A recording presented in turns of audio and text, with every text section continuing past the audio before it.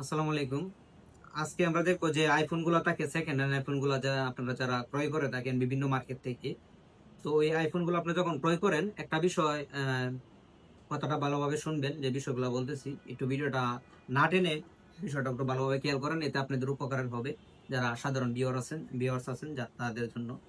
সেটা হচ্ছে আপনারা যখন ফোনগুলো ক্রয় করেন, তো আপনার একটা বিষয় ফোকাস করেন সবচেয়ে বেশি, যে ফোনের ব্যাটারি হেলথ কত, ফোনটার ব্যাটারিটা হেলথ কত।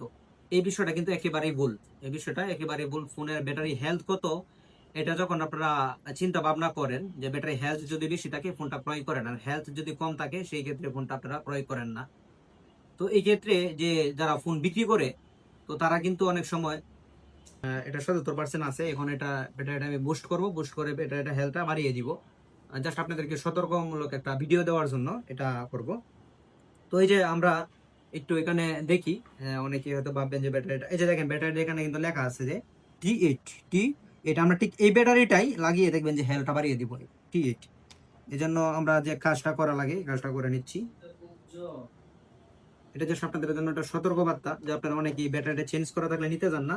এই জন্য কিন্তু যারা ফোন ক্রয় সেল করে থাকে তারা কিন্তু এই কাজটা করে থাকে, তাদেরকে কিছু করার নেই। কারণ আপনার যখন চেঞ্জ করে থাকে তখন নেন না, অরিজিনাল ব্যাটারি হেল্প করলে নেন না।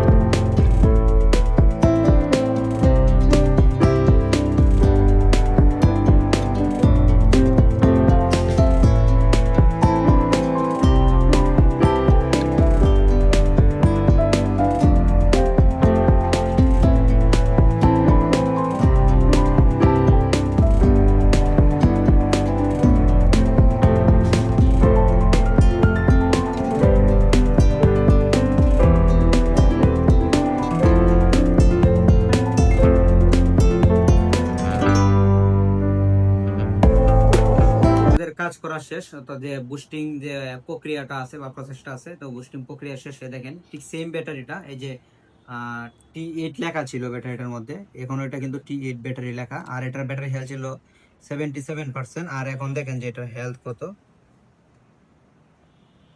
যে ব্যাটারি দেখেন 85%, অর্থাৎ 85% ব্যাটারি হেলথ। তো এই ভিডিওটা হচ্ছে যারা আমার অডিয়েন্স আছে তাদের জন্য একটা সতর্ক বার্তা। তো যারা ফোনগুলা কিনেন অবশ্যই ব্যাটারি হেলথ সম্পর্কে একটু আইডিয়া নিয়ে কিনবেন। তো হেলথ যদি বেশি থাকে তো অবশ্যই এটা